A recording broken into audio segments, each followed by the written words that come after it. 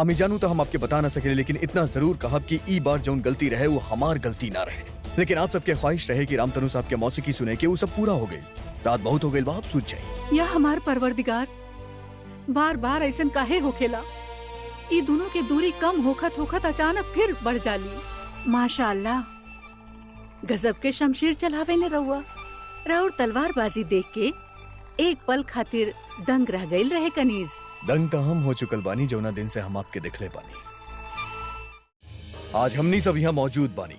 रामतनु साहब के रुखसती से पहले हरम के तमाम औरत इनके तोहफा देवे चाहतन। अशरफी और तमाम जेवरात से इनकर खजाना भर दिया जाए।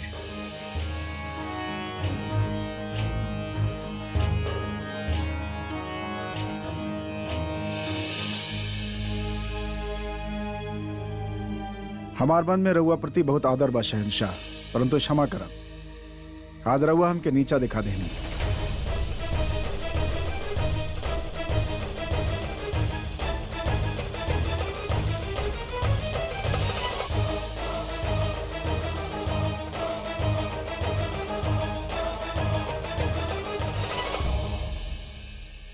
इस सिक्का हमके कौन सा नया राग सिखा सकेला शहनशाह?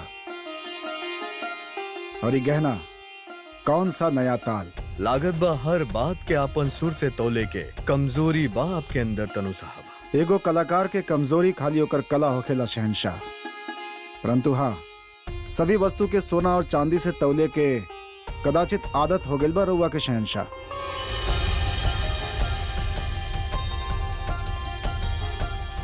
क्षमा चाहतानी, हम ये भेंट स्वीकार ना कर सकीला। काहे? सोना और चांदी के हमार राज्य में भी कोनो कमी नहीं के शहनशाह। हमके खाली एगो शहनशाह के आदर, उनकर स्नेह, उनकर सम्मान लेवे खातिर आयल रहनी जे हमके मिलल। दोबारा क्षमा चाहता नहीं शहनशाह, हम ही भेंट अपना साथ लेके ना जा सकीला। और हम भी आपके ही लहले बगैर यहाँ से जाए ना दे। तो ठीक बा शहनशाह, फिर वध कर दी हमार, परंतु ये भेंट हम अपना साथ लेके ना जाए।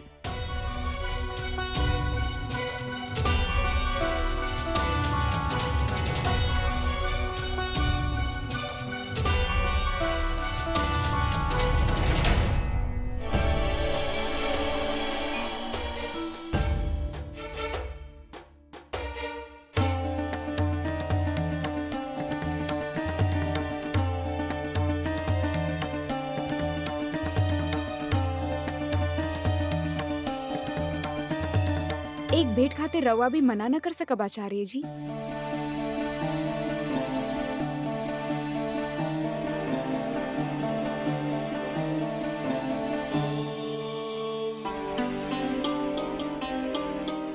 ई रवा खातिर, एमे हमार प्रार्थना बर रवा खातिर। अवश्य दी। ये भेंट तो हम अस्वीकार ना कर सकेला।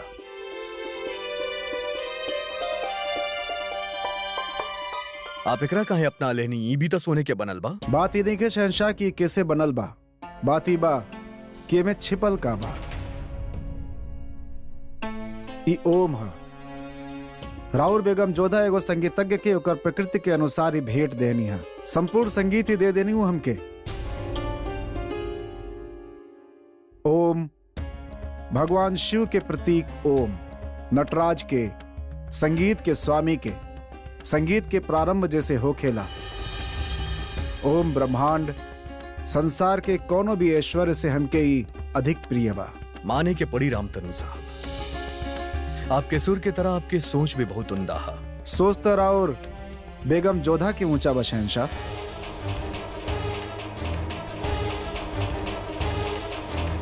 जाए से पहले एक बार हम फिर आपके मौसीकी सुने चाहता नहीं। ना शहनशाह,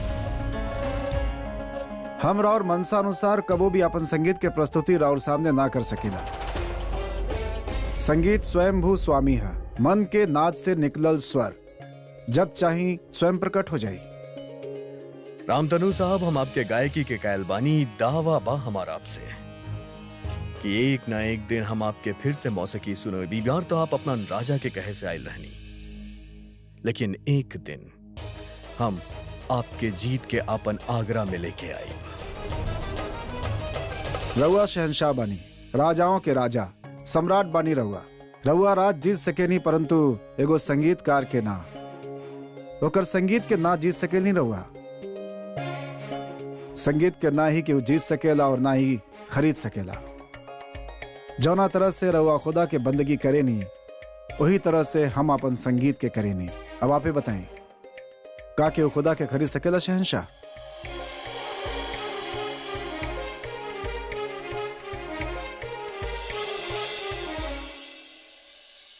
आज्ञा दी। प्रणाम।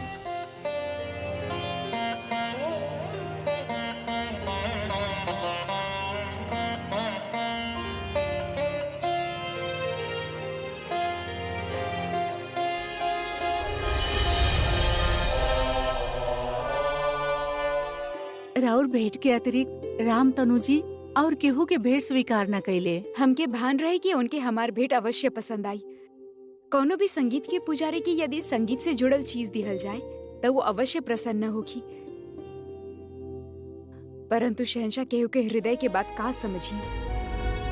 उनकर दृष्टि में हर चीज के मोल खाली धन, स्वर्ण या सिक्का बा। रउआ लोग जाई, हम जोधा के बाल धो देब।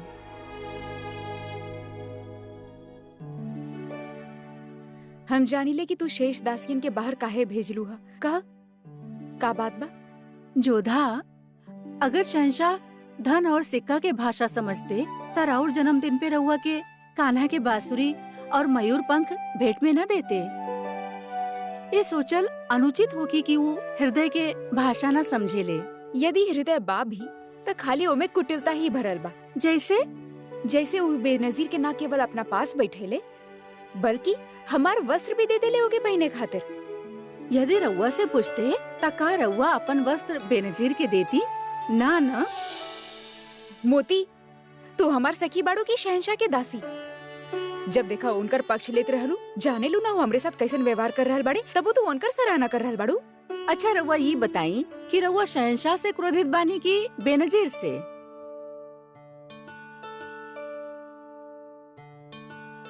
कहे का चाहत बाड़ू तू? बुरा था ना मानव। यदि बुरा माने वाला बात होगी तब मानव, और फिर तोहसे कबो बात भी ना करब। कहा रउआ के अधिक रोष केकरा पे हा? राउर वस्त्र बेनजीर के पास होके के या बेनजीर के शहंशाह के साथ होके के? राउर अपन हक केकरा पे ज्यादा जतावे लागल बानी, वस्त्र पर या शहंशाह पर? मोती, तो के ना लग रहल कि तू आवश्यकता से अधिक बोल रहल बाड़ू? हम खाली सत्य बोल रहल बानी। हम सिर्फ राउर दासी ही ना, सखी भी बानी। हम रउआ के समझे नहीं और राउर मन के भी। केहू के विषय में बार बार सोचल, चाहे वो कारण प्रेम होके या फिर क्रोध, एकर एके अर्थ होखेला कि हम वो चीज पे अपन अधिकार समझे लागल बानी और ओकरा से संबंध अनुभव करे लागल बानी। मोती, तू जा ही जैसे, हम क्या अकेला छोड़ दे। एह आँख में जब से बसल बड़ा सारा रूप न न न न न न न न न न। गुस्ताखी माफ हो के हुजूर। का चल रहल बा रेशमी? का कर रहल बाड़ू? रामतनु साहब के असर हो गइल बाका तोहरा पे? जी दरअसल वजीर आलिया, रामतनु साहब से ज्यादा बेनजीर के असर बा। हमार मतलब खासकर हम पे ही ना, सब लोग दीवाना हो गए बाड़न, यहाँ तक कि शहंशाह भी। बेनजीर के असर तो बेगम जोधा पे भी हो गइल बा रेशम। बेगम जोधा? जलन के असर दुनिया के सबसे बड़ा असर, जलन। वो काका रंग दिखावेली और तन के बीच में काका खेल दिखावेली, जलन।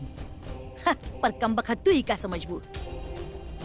लेकिन तू बस अब देखत जइबू रेशम। अब जलाल बेगम जोधा और बेनजीर के बीच में जे कुछ भी होखी वो यकीनन देखे के काबिल होखी। ए बार हमार दावा गलत न जाई और ए बार बेगम जोधा भी दांव खेली तो दिमाग से ना दिल से, और दिल से खेलल गई कोनो भी दांव जीतल ना जा सकेला। सुनले बानी वजीर आलिया, आज शाम शहंशाह बेनजीर से मिले वाला बाड़न और बेनजीर भी बहुत तैयारी कर रहल बाड़ी। सच? का खबर सुनैले बाड़ू तू? वाह, दिल खुश कर देलू। एगो बात बताव, इतना अच्छा खबर तू लावेलू कहाँ से? हुजूर, रउआ से ही सीख ले बानी। जौना तरह से रउआ सियासत के खबर रखे नी, वही तरह से नाचीज हरम के हर एक बात पर खबर रखेली। हाँ। वाह रेशम, चले ये बात पे हमरा तरफ से पान खा और ऐसन अच्छा अच्छा खबर सुनावत रही है। बस एक बार बेनज़ीर जलाल के अपन हुस्न की जाल में फांस लेवे, ओकरा बाद बेगम जोधा के हश्र देखी है तू। हमार बेटा के मुखालफत कैले रहली बेगम जोधा, अब उनके हमार रास्ता में आवे के अंजाम पता चल जाई। सबके सामने हमार लाडला बेटा अदहम खान के जलील कैले रहे बेगम जोधा, अब हम जलील करब बेगम जोधा के बेनज़ीर के जरिया से। बेगम एक खास के अहदा देले रहल ना जलाल बेगम जोधा के, हम बेगम आम बनाइब बेगम जोधा के। हम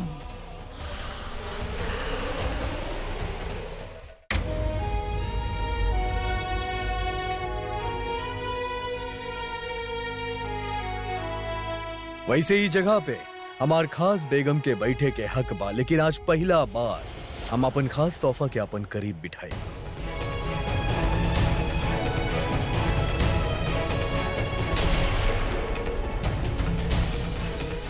इला शमशेर, एकरा ई तरह मजबूती के साथ दोनों हाथ से पकड़ल जा रहा।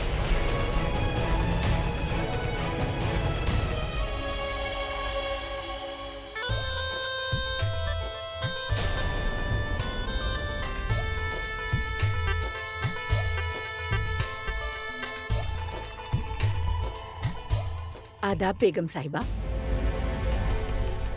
राउर शौक में खलल डाले खातिर हम माफी चाहता नहीं। का कहे के बा? गुस्ताखी खातिर कनीज माफी चाहतिया। कनीज के ना इतना हैसियत बा ना इतना हिम्मत कि बेगम साहिबा के लिबास पहने, मगर शहंशाह के हुक्म से हमें पहने के पड़ल। हम लिबास वापस लौटावे आइल बानी। रउआ एके रख सकेनी। हाँ, यदि रउआ की केहू के उतरन पहने में आपत्ति नहीं है। हम खुशी से रख लेब।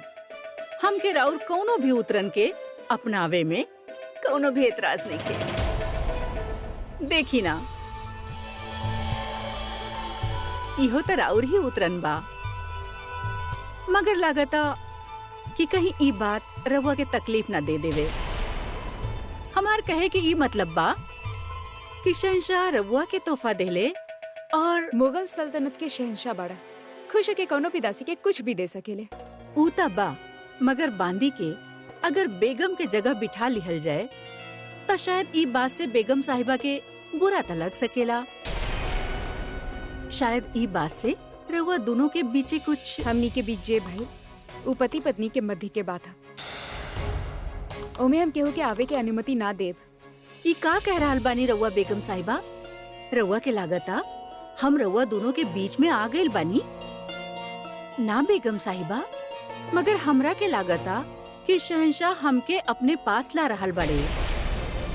देखी ना, आज रात खातिर हुकुम फरमाइले बाड़े।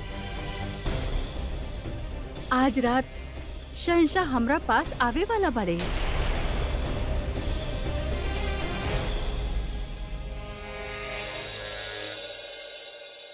ई कबूतर देख रहल बानी रहो।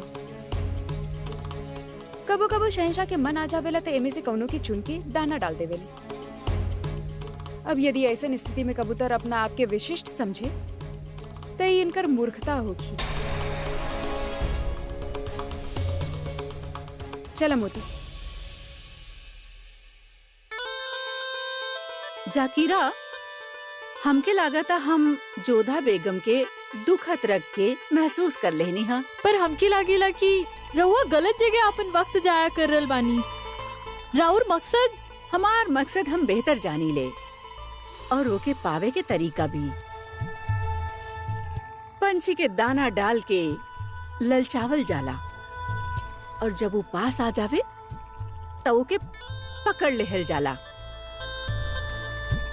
अब तक वक्त ही बताई जोधा बेगम के कि दाना शहंशाह हमके डाले बड़े कि हम उनके। तो पहुंच बादशाह तक हो गई बात। जोधा बेगम की तरफ ध्यान काहे बार हुआ के?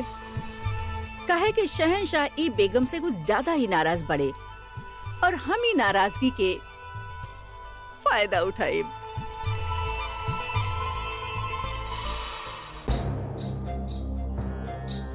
अधम, अधम, उठा अधम। शरीफुद्दीन का बात बा, काहे परेशान कर रहा बड़ा हमरा के? कौन सा आफत आ गइल बा? सुते दा हमके। सुते दा? हमार यहाँ दम खुटक जा रहल बा और तोहरा यहाँ आराम के पड़ल बा। हम आराम के अलावा और कर भी का सकेनी शरीफुद्दीन। का कर सकेला? अरे कम से कम यहाँ से बाहर निकले के मंसूबा तो बना सकेला। ये जिंदगी भर ऐसा ही कैद खाना में सड़े की इरादा बा।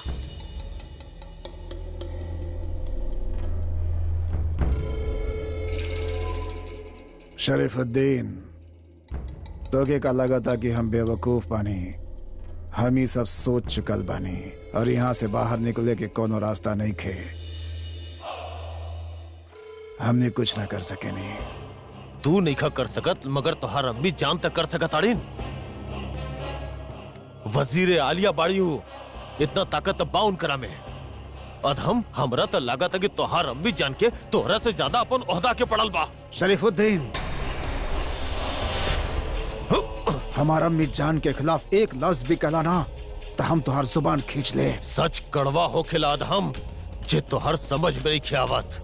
हम ना समझ नहीं की। अरे इतना जाने ला कि तू बुजदिल बाड़ा। यहाँ से डरा के भागल रहला, भगोड़ा बाड़ा तू। मानतानी हम भगोड़ा बनी अधम, मगर हमनी दोनों आपस में काहे लड़ रहल बानी? शुरुआत तू कैले रहल हमार बात अम्मी जान के। वो वजीर आलिया बाड़ी, रास्ता जरूर निकली हन।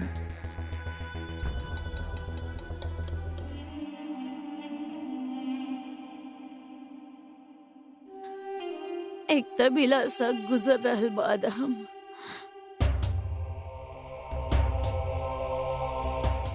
कि हमरा और दीदार न कैले बानी। ई रउआ माँ के बदकिस्मती कह सकेले कि वही के कहला प्याज ओकर बेटा कैद खाना में कोड़ा खा रहल बा। हमके माफ करिए अदम। रउआ ये सोच रहल होगी ना कि राउर अम्मी के रउआ की याद ना आवेले, ऐसा नहीं के। हम रउआ के बहुत याद कर रहल बानी, रोज याद करेनी।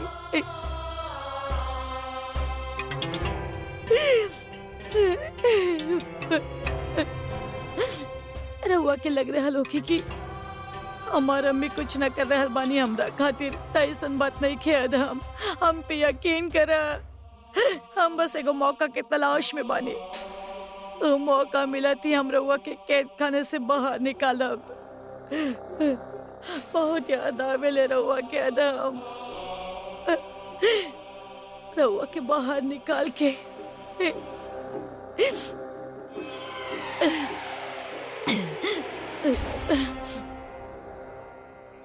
अस्सलाम वालेकुम जलाल।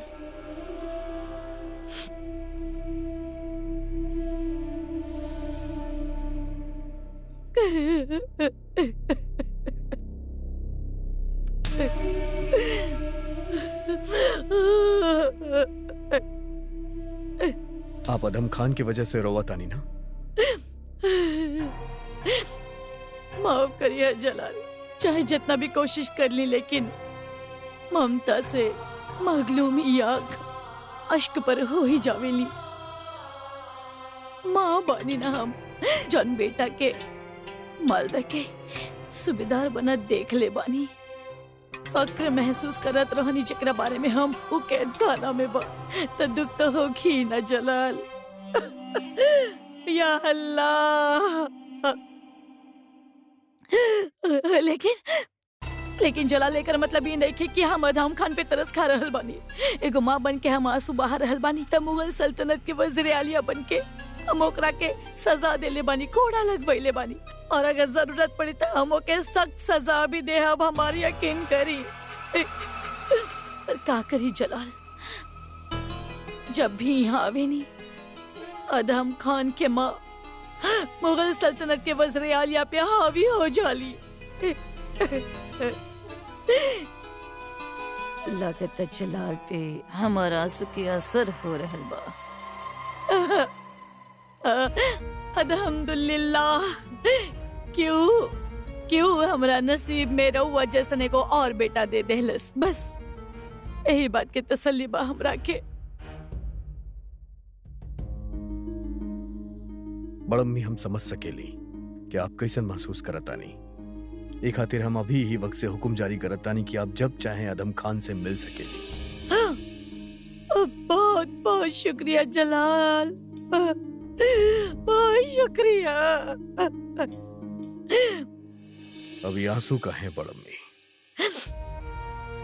ये आंसू रहुआ खातिर बा जलाल, कितना ख्याल रखेले रहुआ सब कर हमार, लेकिन हमार बेटा अपन जिंदगी में खुश नहीं खे।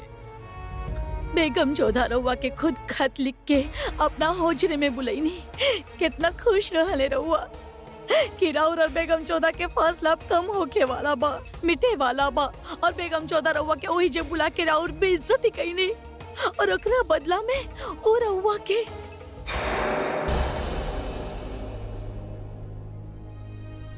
बड़म्मी हम ई बारे में कोनो बात ना करे चाहता नहीं, और रहल बात हमार बेइज्जती के, तो हम वो बात के बदला सूद समेत वापस लेंगे।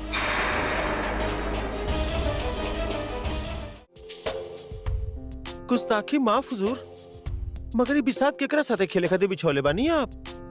शहंशाह के साथ। मगर ये बिसात तो कहीं और बिछल बा हुजूर। सुनले बानी बेनजीर शहंशाह के आज रात बुलौले बाड़ी। वो बांदी बेनजीर।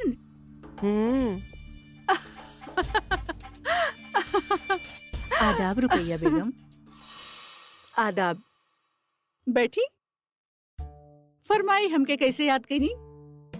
रउआ खातिर नाचीज तोहफा लाइल बिया। अच्छा बताई का लाइल बानी? कुछ शेरो शायरी इकट्ठा कई के किताब के शक्ल देले बानी, कुछ सुनाई फिर।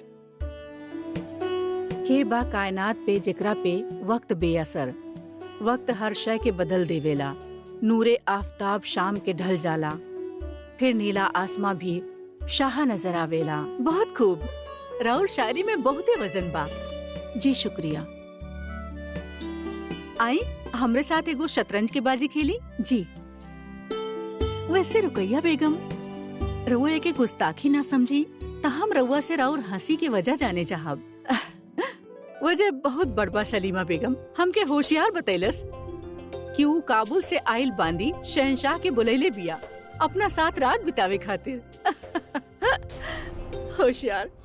हमार वादा बा तोहरा से, अगर शहंशाह वो बांदी के पास गईले तो हम अपन ओहदा एक दिन खातिर तोहरा के सौंप देब, और हम तोहार खिदमत करब। हुजूर, फिर तो हम खुदा से दुआ करब कि हम ई शर्त हार जाए, रउआ से खिदमत करावे से पहले अल्लाह हमरा उठा लेवे। वैसे रुकैया बेगम, एगो बात कही हम रउआ से। जश्न वाला रात शहंशाह जी जोधा बेगम के जगह बेनजीर के अपना पास बिठैले, कहीं ऐसा तना कि फिर से शहंशाह और जोधा बेगम के बीच में जितना राउर शायरी में वजन बा उतने राउर ई बात में भी वजन बा। मगर जे भी भइल, हम दावा के साथ कह रहल बानी कि शहंशाह वो बांदी के पास न जाई हैं,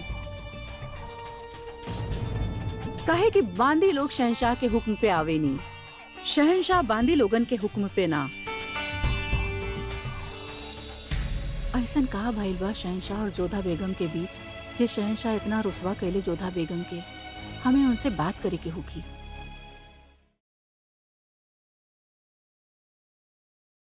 बेगम साहिबा, रउआ याद फरमैली हमके? जी हाँ, लेकिन बैठे के ना कहनी। हम बैठल ना बानी, हम खड़ा बानी। झूठ मत बोला, हम जानी ले रउआ बैठल बानी। ना बेगम साहिबा, हम खड़ा बानी। या अल्लाह, रउआ इतने से बानी? जी बेगम साहिबा। ठीक बा, रउआ खड़ा रही, हम बैठ जाता नहीं। दरअसल ना हमके ना खूबसूरती के राज जाने के रहे। रवा बताई। शुक्रिया। रउआ ऐसे हमार मजाक काहे उड़ा रहल बानी? ना बेवकूफ, बेनजीर के खूबसूरती के। रवा हमके एक राज बताई है। ओ, दरअसल तरह तरह के इत्र, तेल मालिश वगैरह करत रहेली बस। ठीक बा, तो हमके ना वो सारा तेल इत्र सबका नाम चाहिए। ठीक बा, चला जाइए अभी यहाँ से। हुकुम वजीर आलिया। और काका शौक रखे नी रउआ की बेनजीर। अच्छा नाचेली और शिकार करल भी बहुत पसंद बा उनके। ओकरा बारे में तो हम भी जाने ली कि शिकार बहुत अच्छा करेनी। बस खंजर के जगह अपन निगाह के इस्तेमाल करेनी। जाब जी। अम्मी जान, कितना मजा आई ना। रवा के पता बा, हमके ना बेनजीर के खूबसूरती के सारा राज पता चल जाई। अब बहुत जल्दी महल में हम सबसे खूबसूरत बेगम हो खब। लोग रवा के वाह वाह करिए कि राउर बहू कितना खूबसूरत बिया। बाना अम्मी जान। हाँ जाविदा बेटा, बहुत ही जल्दी उ दिन आई, लेकिन ओकरा खातिर रउआ के एगो और खास काम करे के होगी। करबू? रउआ के आफताब से इल्तजा करे के होगी कि वो मगरिब में तुलू हो जाए और मशरीफ में गुरूब हो जाए। समझ लू? सोची बारे में सोची। तो अम्मी जान चाहता नहीं कि हम सूरज से कहीं कि वो पश्चिम से उगे और पूरब में डूबे, पर सूरज हमार बात काहे सुनी। अम्मी जान भी ना लागता उनकर उम्र उन पे हावी हो रहल बा। तो आज हम सीखनी कि हमार अम्मी जान बुढ़ापा के और करीब आ रहल बनी। या अल्लाह।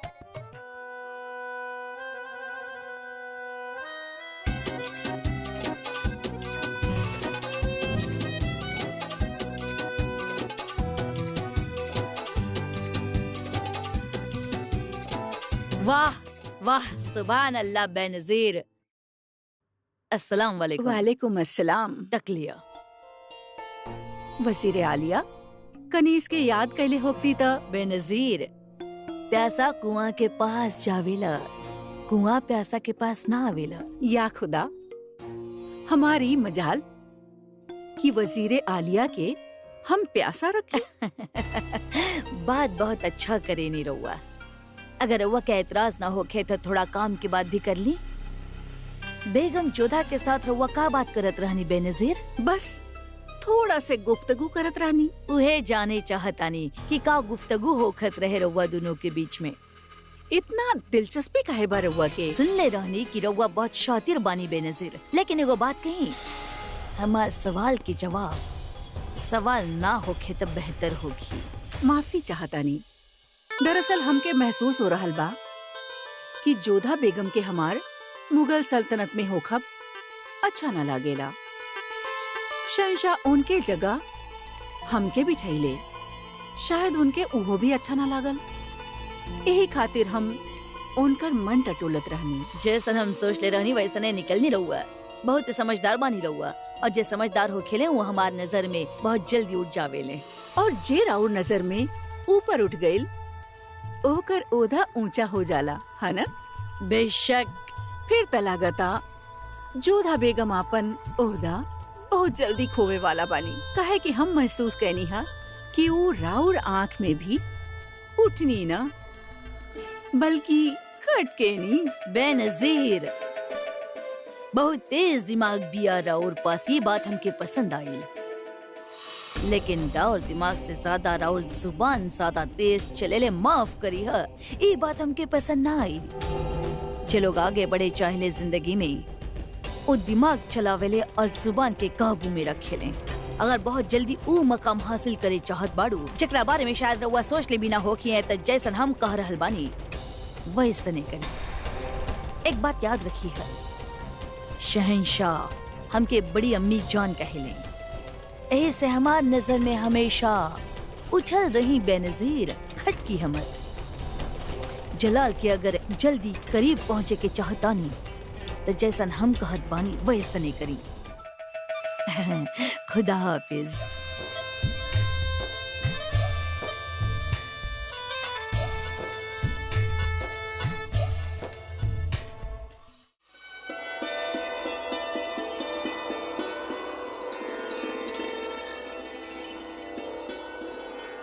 छोटी अम्मी जान, सुतला ना अब तक?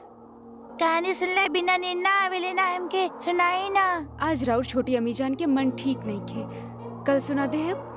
ना, जब तक रहुआ कहानी ना सुनाइब हम एहिजा से ना जाइब। रहीम, जब छोटी अम्मी जान बोल रहल बानी कि उनका दिल नहीं खे, तब फिर जिद का है? कहानी वो रहुआ के कल सुना दे हैं बेटा। इतना सर्दी में रहुआ बिना गर्म कपड़ा के यहाँ का कर रहल बड़े? रहुआ जाई यहाँ से। हम रहुआ से बात ना करब, छोटी अम्मी जान से भी बात ना करब।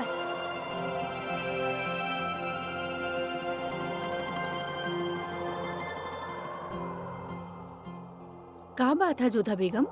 आज रहुआ बहुत उदास लग रहल बानी। बस आज मन बहुत उदास बा। समझ ना आ रहा कि शहंशाह कैसन व्यक्ति बाड़े।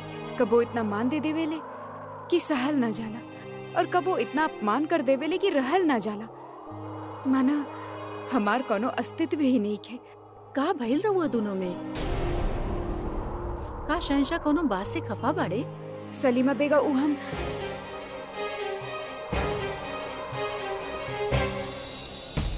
ना कह पा रहल बानी दा, तकलीफ मत करी। कुछ तो समझ रहल बानी हम।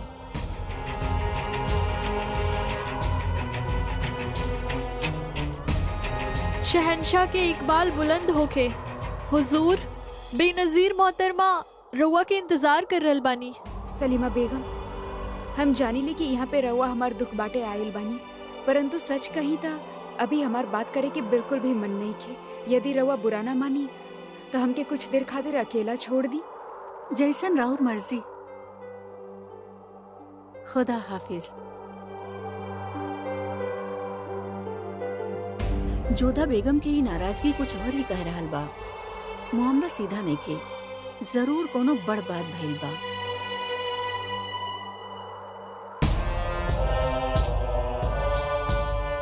उनसे कहिया कि अगर हमसे मिले चाहता नहीं तो वो हमरा पास आए, हम उनके पास ना जाए। उनसे कहिया कि अगर वो हमसे मिले चाहता रही तो हमसे अंगूरी बाग में आके मिले। जे हुक्म शहंशाह।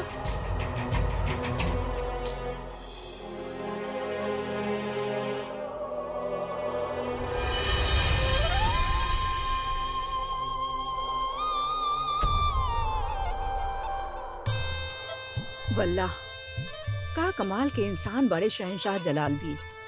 कोनो और मर्द होखत त हमार हुस्न पावे खातिर एक बुलावा पे खिंचल चलावत, लेकिन शहंशाह जलाल ऐसन कोनो जल्दबाजी ना दिखैले। रउआ के लागेला कि आज रात बादशाह रउआ के हुस्न के आँच में पिघलिए। उहे त देखे के बा जाकीरा। आज तक हमार हुस्न के आग से केहू न बच पाइल, लेकिन शहंशाह जलाल थोड़े से अलग बड़े। अगर वो पिघल गईले तो हमार जीत पक्का।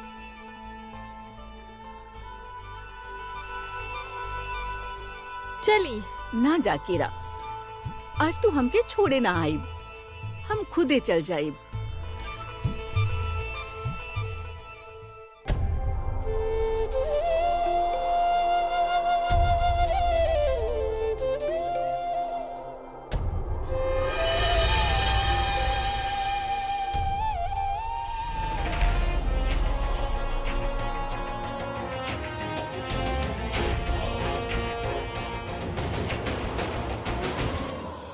आदाब शहंशाह।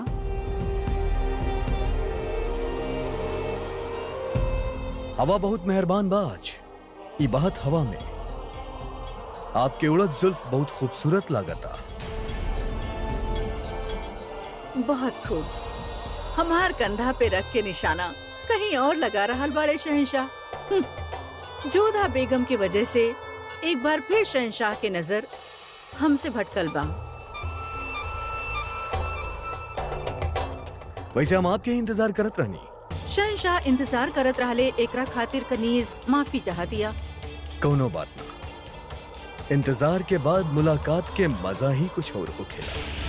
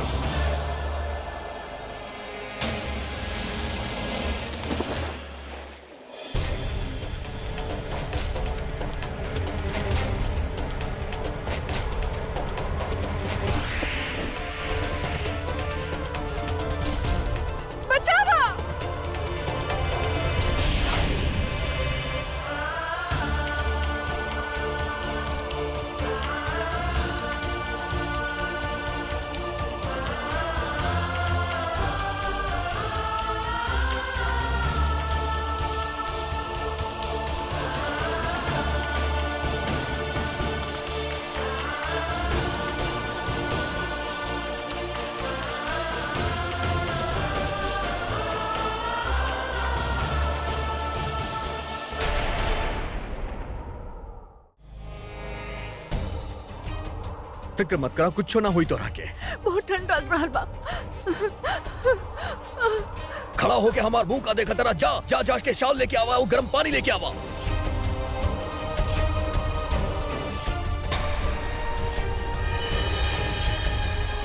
आप इतना खड़ा का है बानी? हमार मदद करिए, इनका दूसरा हाथ के मली आई। जल्दी लवा रखा यहाँ पे।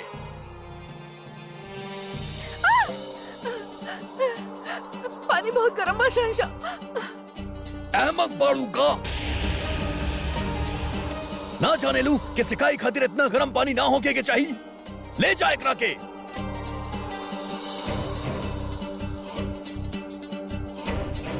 डरा मत, कुछ ना हुई तो राके, कुछ ना हुई।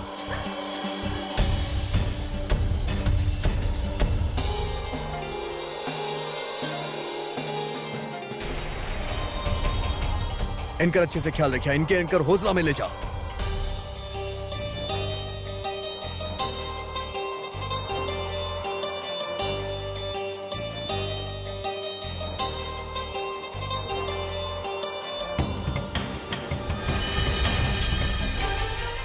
ये का करता नहीं आप? बता रहल बानी रउआ के ई पानी इतना भी गर्म नहीं खे कि हाथ जल जाए।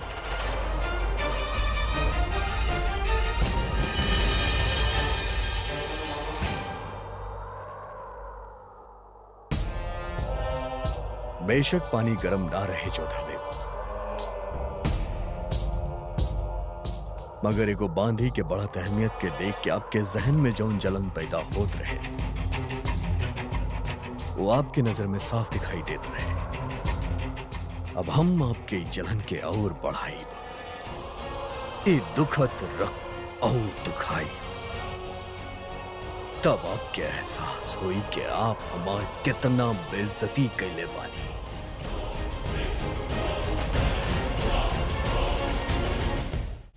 खुद अपने आप के दांव पर लगा देली आज रउआ। बड़ा बाजी जीते खातिर बड़ा दाव लगावे के पड़ेला। अगर हम ऐसा ना करती तो शहंशाह के बाह में अपना आप के ना पैती। वैसे जोधा बेगम ये सब देख के खुश ना रहनी, मगर का करती बेचारी, शहंशाह के सामने उनकर का जोर चलत। बात बात पर जोधा बेगम के बीच में काहे लावेली? और मकसद नहीं खे, लेकिन वो हमार मकसद के बीच बार बार आवेनी। हमरा सामने रह के भी शहंशाह जोधा बेगम के देखें और ये हमके बर्दाश्त न भइल। यही खातिर हम अपन अलग तरीका अपनैनी, हम पानी में कूद गईनी। शहंशाह के ध्यान अपना तरफ खींचे खातिर। शहंशाह के ध्यान अपना और खींचे खातिर वो ऐसन कैलस। बहुत ही धूर्त भी आई बेनजीर। हमके पूरा विश्वास बाकी ओके तैरे भी आवत होगी, पर जानबूझ के वो डूबे के नाटक कई और नाटक कामयाब रहल। हमके बचावे खातिर बादशाह के आवे के ही पड़ल।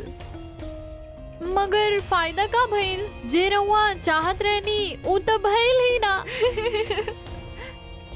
जल्दबाजी में बात बिगड़ जावेले जकीरा। एक बार में बादशाह के पूरा तरह से पावे खातिर कामयाबी न मिलेले। सब्र करा, हम मंजिल की ओर बढ़ रहल बानी। बस एगो और रात के इंतजार बा। हमकी ई बात से कोनो समस्या नहीं थी कि शहंशाह अपन कितना रात केकरा साथ व्यतीत करेले। समस्या ये बात से है कि तीसरा बार भइल है जब वो बेनजीर के कारण हमरे और शहंशाह के मध्य दूरी बढ़ला। पहला बार राम तनु पांडे जी के सभा में ओकरा कारण अपमानित होके के पड़ल। दूसरा बार हमार वस्त्र और हमार बाजूबंद शहंशाह ओकरा दे देले। और आज ही समझ ना रहल कि बार बार वो हमनी के मध्य में काहे आ रहल बिया। बार बार हमार मकसद के रुकावट बन रहल बानी जोधा बेगम। जब भी हम बादशाह के करीब जाए चाहे नी, बीच में आ जाली। मगर अगला बार हम कोशिश करब, जब बादशाह से हमार मुलाकात होगी तो उनकर परछाई तक ना पड़े। बाकी एगो बात कही। हाँ, पहला बार कोनो औरत से हमके जलन भइल ह। जलन? तू ही का कह रहल बाड़ू मोती? भला हमके काहे जलन होखे लागल? वो बेनजीर से, एगो दासी से? तू भी ना कब कबो बहुत अधिक सोचे लागेलू।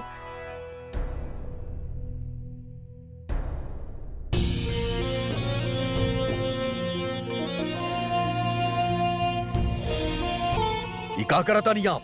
ये पानी इतना भी गर्म नहीं है कि हाथ जल जाए।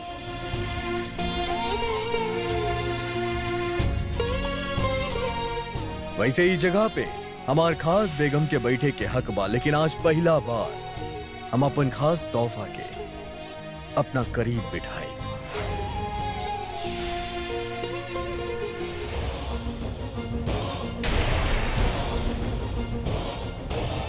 अब यकीनन ये बहुत खूबसूरत लगा था।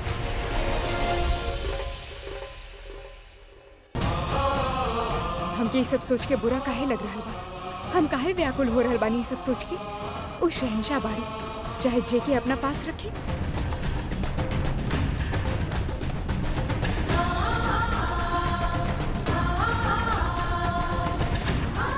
ना आप हमके अपना पास आवे देवेली, ना ही केहू और के पास जाए देता। आखिर आप हमसे चाहे ली का चौथा बेगम? ही जलन का है। जब आप हमके ठुकरा चुकल बानी तो ही जलन का है। शहंशाह!